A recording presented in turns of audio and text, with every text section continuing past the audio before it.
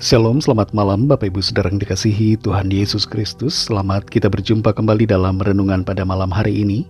Kita bersyukur karena kasih anugerah Tuhan senantiasa dilimpahkan atas kita, dan kekuatannya senantiasa Tuhan curahkan untuk memampukan kita melewati semuanya. Sebelum kita mendengarkan kebenaran firman Tuhan, mari kita berdoa. Bapa, dalam nama Tuhan Yesus Kristus, Tuhan dan Allah kami yang hidup, Tuhan yang benar, yang satu-satunya, yang adalah pencipta dan juru selamat kami. Kami bersyukur untuk penyertaan Tuhan di sepanjang hari ini, yang telah menolong kami, memberikan kami kekuatan untuk melewati semuanya. Pada saat ini kami mau mendengarkan kebenaran firman-Mu. Urapilah kami supaya kami mengerti dan mentaati akan setiap kehendak-Mu. Dalam nama Tuhan Yesus kami berdoa. Haleluya, amin. Saudara yang dikasihi Tuhan, ayat firman Tuhan saat ini terdapat dalam Injil Yohanes pasal 8 ayat 44-45. Tertulis demikian. Iblislah yang menjadi bapamu dan kamu ingin melakukan keinginan-keinginan bapamu. Ia adalah pembunuh manusia sejak semula dan tidak hidup dalam kebenaran. Sebab di dalam dia tidak ada kebenaran. Apabila ia berkata dusta, ia berkata atas kehendaknya sendiri. Sebab ia adalah pendusta dan bapa segala dusta. Tetapi karena aku mengatakan kebenaran kepadamu, kamu tidak percaya kepadaku. Saudara yang dikasihi Tuhan, Spanyol telah menerapkan aturan hukum yang melarang terapi konversi LGBTQ+. Aturan ini membuat para pendeta, pastor, psikiater, dan psikolog akan menghadapi konsekuensi hukuman penjara apabila memberikan pelayanan konseling, memberikan nasihat, membimbing orang-orang LGBTQ untuk mengubah haluan hidup mereka ke arah yang normal. Aturan hukum ini menjadi sebuah tantangan dalam pelayanan di negara Spanyol. Tentu saudara, kita tidak membenci orang-orang yang LGBT. Kita mengasihi mereka, tapi sebagai orang yang hidup dalam kebenaran, kita tetap harus menyampaikan kebenaran, supaya mereka hidup dalam kebenaran. Dunia di mana kita hidup saat ini dipenuhi dengan berbagai manipulasi, tipu daya, dan dusta dari iblis. Iblis berusaha untuk mengubah dan memanipulasi pikiran orang untuk percaya pada ketidakbenaran, percaya kepada dusta. Dalam Injil Yohanes 8 ayat 44-45 ini dikatakan, iblislah yang menjadi bapamu, dan kamu ingin melakukan keinginan-keinginan bapamu. Ia adalah pembunuh manusia sejak semula, dan tidak hidup dalam kebenaran, sebab di dalam dia tidak ada kebenaran. Apabila ia berkata dusta, ia berkata atas kehendaknya sendiri, sebab ia adalah pendusta dan bapa segala dusta. Tetapi karena aku mengatakan kebenaran kepadamu, kamu tidak percaya kepadaku. Tuhan Yesus berkata di sini tentang satu realita, sebuah fakta tentang iblis. Karakter iblis adalah karakter dusta.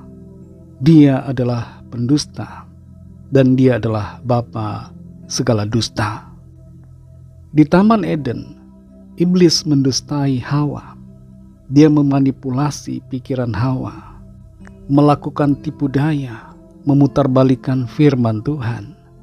Iblis menggoda Hawa, sehingga Hawa menjadi percaya pada kata-kata iblis. Tujuan dari iblis yang menggoda Hawa dan juga Adam adalah untuk membunuh mereka. Kelihatannya nikmat untuk makan buah yang terlarang itu, tapi di balik itu ada kematian yang mereka harus terima. Dusta dari iblis ada kalanya atau seringkali kelihatan tidak seperti dusta. Kelihatannya seperti suatu kebenaran, padahal itu bukan kebenaran. Kalau kita tidak suka akan kebenaran, maka kita berarti hidup di bawah pimpinan dari iblis. Kita menjadi pengikut dari bapa segala dusta. Hanya ada satu kebenaran, Kebenaran tidak mungkin dua, saudara. Hanya ada satu Tuhan yang benar. Tidak mungkin ada dua Tuhan. Itu sebabnya kita perlu untuk selalu mengerti dan memastikan apakah kita sungguh-sungguh berada di dalam kebenaran atau kita sedang berada di dalam dusta. Tuhan Yesus adalah kebenaran. Dia adalah hidup yang kekal. Kalau kita mendengarkan perkataan Tuhan Yesus, kalau kita mengimani Dia, maka kita berada di dalam kebenaran.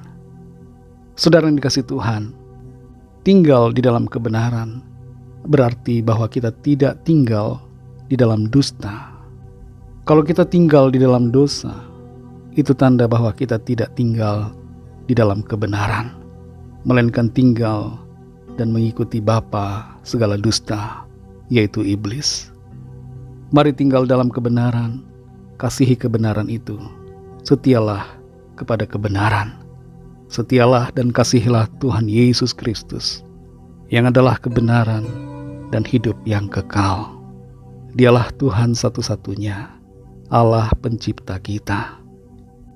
Mari kita berdoa. Kami bersyukur, terima kasih Tuhan, karena berkat firman-Mu yang kami terima. Dunia ini sedang membawa kami untuk hidup dalam ketidakbenaran, dalam dusta. Iblis mau membuat kami mempercayai dusta dan meninggalkan kebenaran. Tapi kami bersyukur karena firman-Mu selalu menolong kami untuk mengerti dan menyadari bahwa kami harus hidup dalam kebenaran. Dan agar kami tidak bias, tidak condong kepada dusta, tapi sungguh-sungguh hidup dalam kebenaran, mengimani kebenaran, mempercayai kebenaran, yaitu Engkau ya Tuhan Yesus, sebab Engkau adalah kebenaran. Di dalam-Mu ada hidup yang kekal. Pimpin kami Roh Kudus, supaya kami tidak mempercayai dusta dari iblis, tidak mengikuti tipu daya dari kuasa kegelapan, tidak mengikuti arus dunia yang menyesatkan, tapi selalu hidup di dalam kebenaran-Mu. Berkati kami di sepanjang malam ini, berikan kami tidur nyenyak, bangunkan besok pagi dengan kekuatan baru, lindungi kami dengan kuasa-Mu. Kami berdoa bagi yang sakit dan yang sedang dalam pergumulan, lawatlah ya Tuhan, nyatakan kuasa, pemulihan, kesembuhan, pertolongan yang ajaib bagi setiap kami. Kami bersyukur untuk jawaban doa. Kami bersyukur untuk mujizat yang Tuhan kerjakan dalam hidup kami. Berkatilah bangsa kami Indonesia dan juga semua bangsa di dunia ini. Berikanlah keamanan, kedamaian, dan kesejahteraan. Dan lawatlah setiap orang dari segala bangsa, agar mereka percaya kepadamu, hidup dalam kebenaran-Mu, dan menerima anugerah keselamatan. Ampuni kami akan dosa kesalahan kami, seperti kami juga mengampuni orang yang bersalah kepada kami. Dan pimpinlah kami menjadi sempurna seturut dengan kehendak-Mu. Dalam nama Tuhan Yesus Kristus, Tuhan dan Juru Selamat kami sudah berdoa dan mengucap syukur. Haleluya. Terimalah berkat Tuhan. Tuhan memberkati engkau dan melindungi engkau. Tuhan menyinari engkau dengan wajah-Nya dan memberikan kasih karunia. Tuhan menghadapkan wajah-Nya kepadamu dan memberikan damai sejahtera. Berkat dan anugerah Allah Bapa, kasih karunia dari Tuhan Yesus Kristus, dalam persekutuan dengan Roh Kudus, menyertai kita semua, sekarang ini dan sampai Maranatha Tuhan Yesus datang kembali, dan bahkan sampai selama-lamanya. Dalam berkat nama Tuhan Yesus Kristus, haleluya, amin. Puji Tuhan, saudara yang dikasihi Tuhan, saya percaya firman Tuhan menjadi berkat dan kekuatan buat saudara semua, dan Roh Kudus akan menolong saudara untuk lebih lagi memahami kebenaran firman Tuhan dan hidup selalu dalam kemenangan. Tuhan Yesus memberkati saudara semua. Selamat malam, selamat beristirahat, dan sampai jumpa dalam renungan yang berikutnya. Haleluya.